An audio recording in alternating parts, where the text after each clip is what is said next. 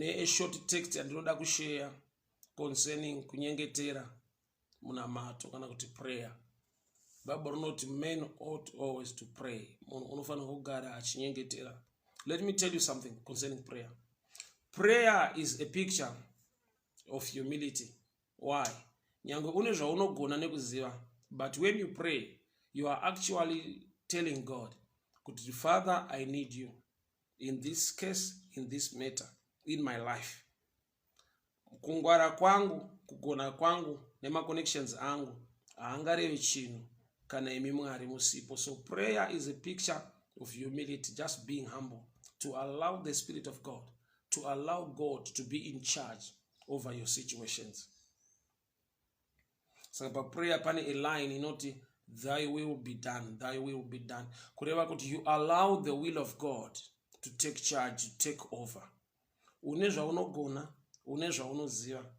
Don't just do it because unozvigona unozviziva. Firstly, you need to pray and surrender unto the Lord. Tiri mazuva ezororo in this festive season. Unoona kuti vamwe vanhu vanogona nguva ma-victims muma-accidents. Kwete nekuti havagone kudriva zvakanaka, havana kurongeka, asi iri nyaya yekungoti vangova ma-victims evanhu vari kudriva zvisina kunaka, then poita accident. So hasi wese ari kufa mu-accident anga ari wrong. Some they actually die vari vanhu vanga vari correct, but vadhumwa nemunhu ari wrong. So besides kuti you are a good driver, we need journey mercies. We need the hand of protection. We need the hand of favor upon our lives. Don't take anything for granted. Kuti aya ndozvigona or kujaira kuti aya ndogara ndichizviita, I know the way, you do it this way, do it this way. In every matter, in every case, in every situation, we need to pray unto the Lord. Surrender the day into the hands of the Lord. Kuti Mwari, pandinoenda kumabasa, pandinofamba, pandinofara nyangwe nevamwe, I need your hand of protection, your hand of blessing, and your hand of favor. So prayer is a picture of humility. Number 2, prayer is dialogue, kutaura kwauri kuita na Mwari. So somebody will say, but I don't hear God answering me with an audible voice. Mwari unopindana nenzira dzakawanda uye dzakasiyana siyana. Chikuru ndechekuti wataura kuna Mwari anonzwa, wataura kuna Mwari akatendeka, wataura kuna Mwari ane rudo neupenyu hwako. So toda nditiche kwenguva diki from Acts chapter 3 concerning prayer. One day Peter and John were going up to the temple at the hour of prayer at 3 in the afternoon. Now a man was crippled from birth who was being carried to the temple gate called Beautiful. There he was put every day to beg from those going into the temple courts. When he saw Peter and John about to enter, he asked them for money. Peter looked straight at him as did John. Then Peter said, "Look at us." So the man gave them his attention, expecting to get something from them. Murume uyu une zvaaitarisira nechikonzero chekuti wanga wakagara pagedhiri, vanhu vachimupa mari muplate mundiro yaanga ainayo. So pakauya Peter and John during the hour of prayer. Why Bible ramenshena the time yavakasvika kuti it was the hour of prayer? It shows that this story by revelation is a picture of prayer. So most of us prayer life yedu iri paralyzed, iri crippled. He was expecting kwakanaka in prayer, but don't limit God to an extent you could. What you expect is the only thing that you want and is the only thing that you call an answer. Mwari vakakupa an answer irima another dimension, unogona kutova a blockage uchiti handizvo zvandakanamatira toda kuti Mwari vaite ABC. It reminds me, or it takes me, panguva yevana veIsraeri vari kufamba naMoses, vari kunyurumwa nenyoka vari murenje, vanoti kuna Moses, taura naMwari abvise nyoka pakati pedu. They wanted God to take away the snakes. That was their prayer request. Mwari vakati kudii kuna Moses, make another fiery bronze serpent and put it on a pole. Wese achatarisa nyoka iri padanda achararama. So people were expecting kuti kana ari Mwari anonzwa ane rudo netsitsi nesu, nyoka ngadzibviswe pakati pedu. But the respond kana kuti answer yaMwari to the people of Israel vari kurumwa nenyoka haisi kupindirana nerequest yavaita yekuti bvisai nyoka. Mwari vari kuti naMozisi tigadzira nyoka yebronze uise padanda, anenge atarisa achararama. Sei Mwari vasina kupinda in line nenyaya yekubviswa kwenyoka idzi? Vanodzigona kudzibvisa, simba racho riripo, nyasha dzacho dziripo. But sei Mwari vakasiya nyoka dziripo? That was a picture yekuti pane nguva yekuti zvaunoda kuti Mwari itai handizvo zvine nyaya kudarika Mwari zvavanoda kuita. This was a picture ya Kristu Jesu ari pamuchinjikwa. Nyika yaipa, yaora, yaparara, asi munhu ukaisa focus looking unto Jesus, author and finisher, you can be saved. So Mwari apa raita sekunge idrama raKristu munyika iri kunetsa ine zvakaoma. So pakagadzirwa nyoka yebronze, vanhu vachirumwa nenyoka, kureva kuti matambudziko ari muvanhu anotodawo kuti iye Mwari wacho auye semunhu, iye ari solution. But solution inobva yafanana nechallenge. Vanhu vari kurumwa nenyoka, Mwari vati kuna Mozisi tigadzira imwe nyoka yebronze. So solution nechallenge zvinoita sekunge zvinofanana. So there are times yekuti Mwari vachitipindura unogona kunzwa sekunge haisiriyo mhinduro yacho, nekuti nedzimwe nguva kune mhinduro dzavo dzinoita sekunge dzakafanana nedambudziko ragara riripo. For example, mhinduro kusituation yepoverty igiving, but giving kurilisa, kuita let go zvauinazvo. Yet kuita let go zvauinazvo uchitrust nekutenda muna Mwari, that's the order yekugona kureceive what God is about to release into your life. So most of the times pane nguva yekuti solution inoita sekunge yafanana neproblem. So munhu anopedzisira ava a blockage kusolution nekuda kwekuti mind yake agara akaiudza kuti what I want God to do is this. So during the hour of prayer, Peter and John vachienda mutemple, they met this crippled beggar.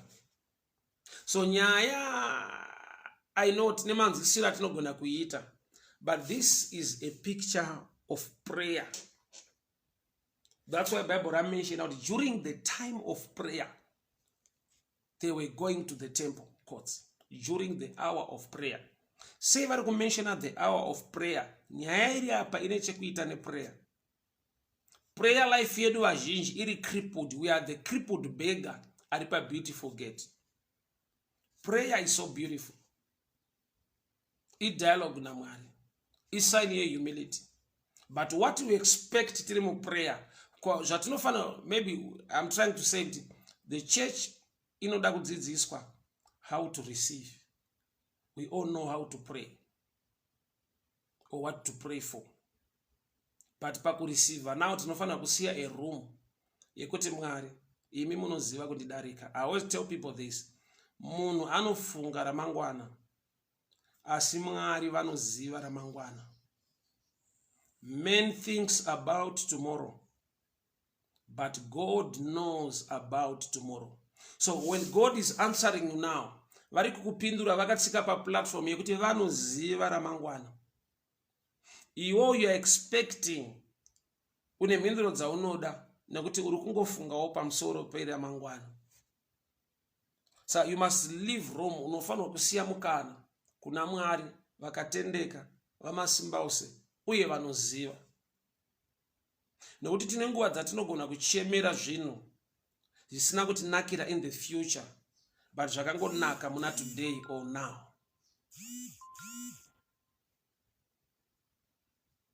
People of God, hear me very well. The challenge yatinayo, our prayer life is crippled.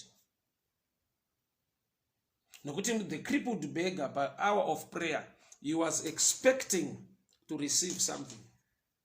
Yet kwemakore ese mazhinji aya, he was receiving that something, Mario, but he remained a crippled beggar.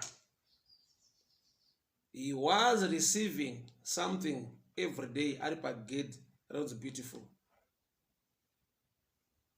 but the challenge yakaramba iripo ndeyekuti akaramba ari ebega nekuda kwekuti zvaaireceiva zvaaitarisira aizviwana but hazvina kumubvisa pakuva ecrippled beggar.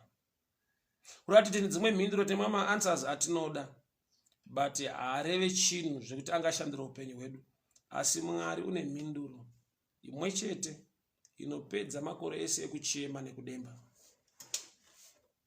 So most of us prayer life yedu ndo shadow picture ya Acts chapter 3 iri crippled.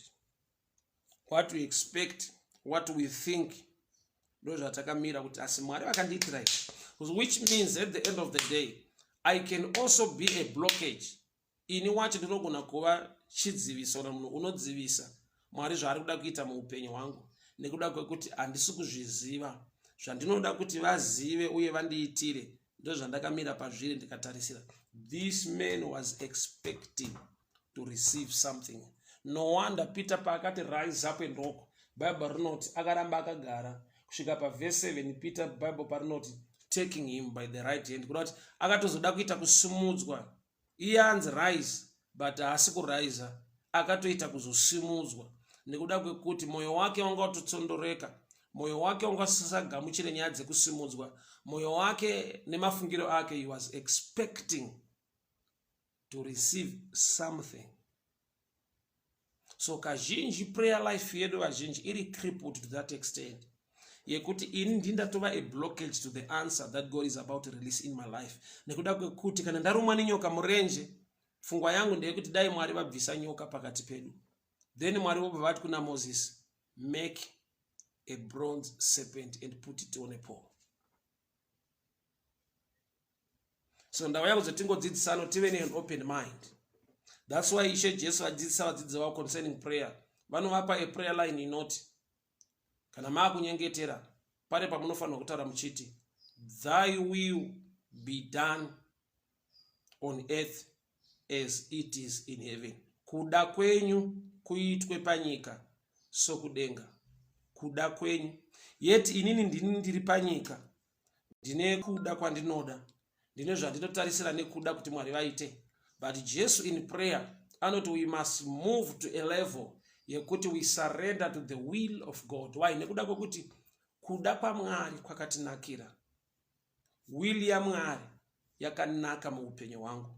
Nekuti Mwari vanoziva ramangwana, ini ndinoziva zvanhasi. So pane maanswers andinoda ndakamira muna today, but ndisina kutsika paplatform yekuziva kuti in next 10 years, in next 5 years zvinomira. Tine vanhu vakaexpecta zvinhu muupenyu zvavasina kunge valegenshandise mashoko, zvavasina kuwana kana kupuhwa kubva kuna Mwari, zvekuti vanogona kurarama life iri bita nekurwadziwa kuti asi Mwari paishu Mwari ndokunamata iwani, paishu hamuna kundiitira izvi, paishu hamuna kundiitira izvi. Inhau yekuti zviri matiri tiri crippled to an extent yekuti we don't know the future, we only think about the. Tine vanhu vekuti dai zvawaida zvakaintroduced naMwari mulife mako zvaigona kukukuvadza, zvaigona kutokuuraya upenyu chaihwo, zvaigona kutokusiya upenyu hwako, utano hwako hwakakanisika. But nekuda kwekuti izvozvo hauzvizive, so you have been expecting. Pane nguva yekuti Mwari vachitoziva kuti pane mweya unokuronda wema-accidents, woita sekunge waita delay kuwana motokari yekufamba nayo, iri a way of preserving you. But nekuti hauzvizive unoita bita, unorarama uchirwadziwa kuti asi Mwari, vamwe vangu vese vari kudrive asi Mwari, vamwe vangu vese vakarorwa, vamwe vangu vese vane vana ina handina. But there are things concerning your life personally zvekuti ukafungidzira kuti aiwa apa ndakangani apa Mwari havana kundipindura apa, havana kundiitira, vamwe vangu vazodii. A picture yekuti our minds are crippled. Tine nguva yatinoexpecta zvinhu dai zvaitika sezvizvi muupenyu hwangu, nokuti ana ningi muupenyu hwavo zvakaitikawo saizvozvo. Saka why me? God, why not answering to my call or to my cry? Nekuda kwekuti all my friends motikari dzavo vanadzo, all my friends dzimba dzavo vavaka, all my friends they are married, all my friends. So there are times yekuti when you look at others zvinogona kushape prayer life yako. you want to be like others. We are different. We are unique. Purpose ne destiny zvakatosiyana. So tine mabasics eupenyu atinoti tikatarisa kuti uyu ane mhuri yake, ane imba yake, ane motikari yake, ane vana vake, anofara, anodii. We are different. But sometimes mind yedu kana iri crippled, unonzwa sekuti aiwa zvisi mufundisi, but why me? Why my case? Dai nyaya yangu yagadziriswa apa. Unayana ningi zvavo zvinoita. Tinonamata one pa same church, tinonamata tese, tunoita ma-prayers, ma-fasting tese, and zvavo vachikomborerwa zvangu vachiskuita. God is so faithful. Tine nguva yekuti murume he was expecting to receive something. That something did not come. But Peter introduced someone to him. In the name of Jesus. In the name of Jesus. Rise up and walk. Akabva pakuva a crippled beggar. Akava somebody who can stand on his own. So dzimwe nguva imari chaiyo isina kuya muruoko rwako yoexpecta. But Mario yaigona kukusiya uri crippled. Usina imwe mind inostretcha nekufunga nekuita zvimwe zvinhu zvikuru. Kune pressure mulife yakakunakira to move to a better stage. Pane pamwe pekuti vanhu vanoita sekunge havachakuda, havachakufarira vakusiya. Yet Mwari vachiziva kuti at this stage, alright, I'll give you an example. We all know the lifestyle of a butterfly, and I'll explain maybe one more easy. Butterfly haritange rine mapapiro richibhuruka. Butterfly rinotopinda pa stage yekuti rinotoita segonye, like a worm. Richidevelopa kusvika rane rabreaka kanonzi kakakuni. Riri mukakakuni kanenge ka plastic like so, ka silk like. Riri imomo, riri worm, robreaka that cocoon. Rapa larva stage, rodevelopa at my feathers, rozobhuruka. Kana ukasvikira butterfly richibreaka that cocoon, sometimes you feel pity. Kanenge kachirwadziwa kachitry kari kagonye kanhu kari soft kadiki kachiedza kubreaka a cocoon, riri a bit tough, kachinetseka kubuda. But that stage kakabatsirwa, ukauya nescissors ukakata that cocoon, kagonye riri kabuda easy, watorita cripple.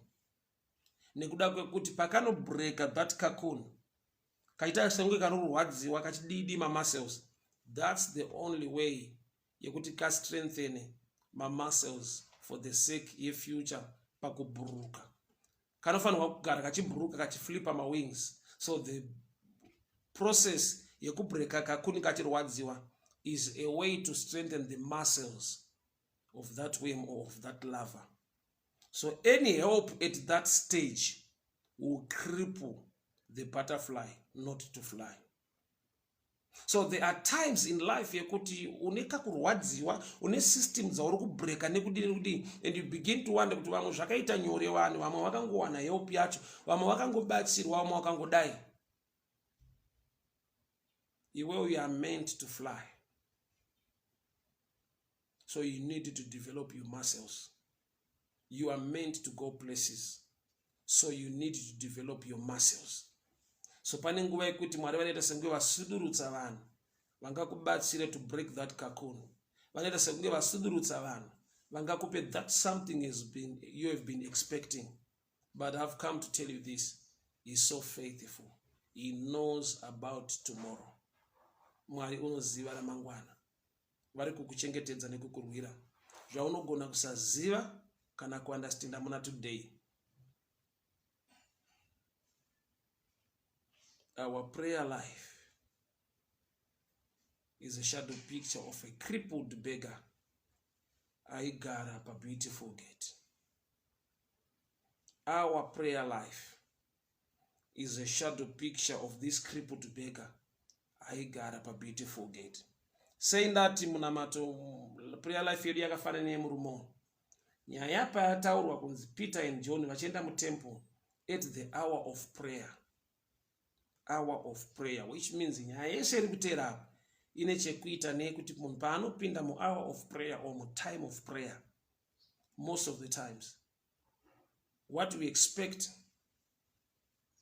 Mwari vakasapindura saizvozvo, vakasaita saizvozvo, we lose focus. That's why murume akanzi look at us, titarise. Kurati anga asisiri kutarisa. Paakangonzwa kuti silver and gold hapana, akati I will look for somebody. Rega nditarisa hangu somewhere, imi hamuna zvandinoda. Yet ndo day raakafamba, ndo day raakaregera kunzi beggar or crippled beggar.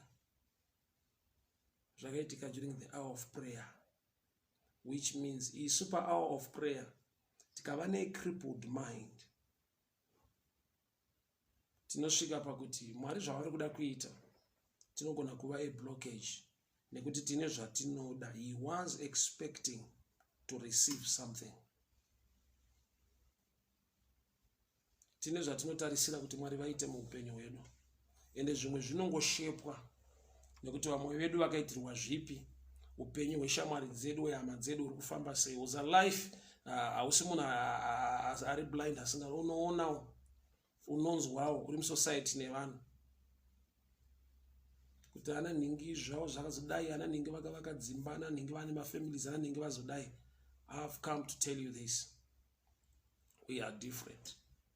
Zvinogona kurwadza nekuda kwokuti dzimwe nguva unenge usiri kuziva kuti dai wakapinda muarea dzakapindwa nevamwe vako, iwo hawaigona kudzibuda zvakanaka.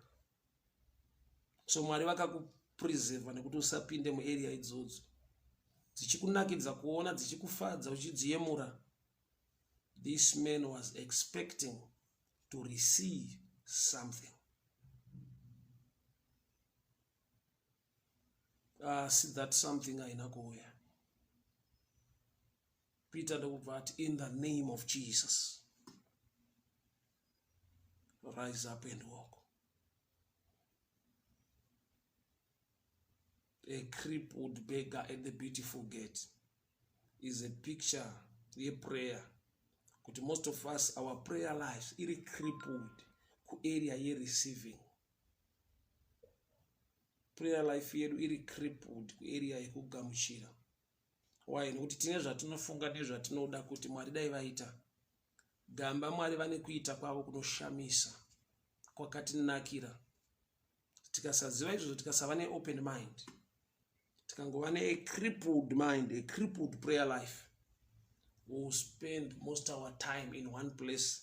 Nokuti murume uyu mazuva ese aipiwa that something aipiwa mari, aizongodzoka mangwana acho ari the same person.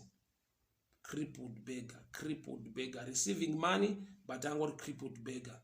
Dera akanzi mari yacho haisisipo, dera akanzi racho mari hapana, asi nezita raJesu simuka ufambe. Haana kudzoka ari a crippled beggar. He was somebody different, nokuti agona kuembracea something different kubva pane chaaitarisira to receive. May the good Lord bless you. Mwari vakuropafadzei. Tive an open mind yekuti kuda kwenyu Baba kuitwe. Imi munoziva zvakandinakira. Imi mune mufungo wakanaka pamusoro pemhuri yangu, pamusoro pebasa rangu, pamusoro peutano hwangu, pamusoro peupenyu hwangu. Kunamata une an open mind, a mind to surrender to the will of God, trusting Him, believing in Him, for He is faithful and His mercy endureth forever. Hama dzangu, ndatenda zvikuru. Mwari werugare